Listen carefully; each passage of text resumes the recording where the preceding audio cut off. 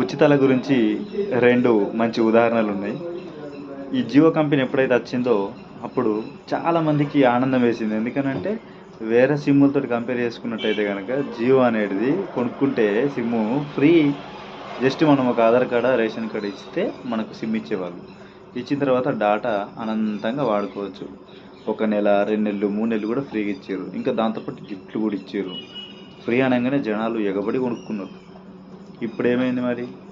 1 నెల రీఛార్జ్ చేసుకోవాలంటే మినిమం 350, 300 రూపాయలు కావాలి. అదే ఒక 3 నెలలు రీఛార్జ్ చేసుకోవాలంటే 1000 రూపాయలకు తక్కువ అవుతలేదు.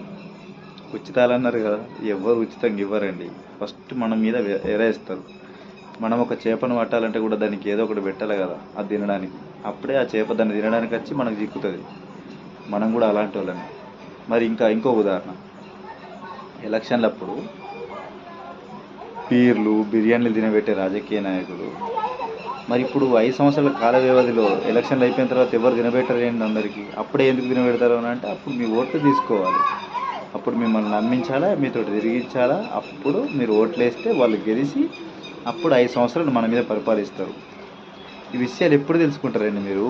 తెలుసుకోండి, ఓకేనా? ఎవరు ఉచితంగా ఇవ్వరు. ఈరోజు చూడండి, ఒక రీఛార్జ్ చేయడానికి ఎంత కష్టపడుతున్నారు మీరు. అప్పుడు దీనికి సపోర్ట్ ఇచ్చారు. మరి బిఎస్ఎన్ఎల్ గవర్నమెంట్ సిమ్ సపోర్ట్ ఇవ్వం మనం. మనకు అంతే, ఫ్రీగా వస్తుంది అని అంటే ఏది ఆలోచించకుండా చేస్తాం. ఉచితాల పైన పోయి మన యొక్క బలాన్ని మనం మర్చిపోతున్నాం. అందుకే ఉచితాలు కాకుండా కొంత ఖర్చు అయినా కూడా మనము స్వయంగా తీసుకునే విధంగా ఉండాలి.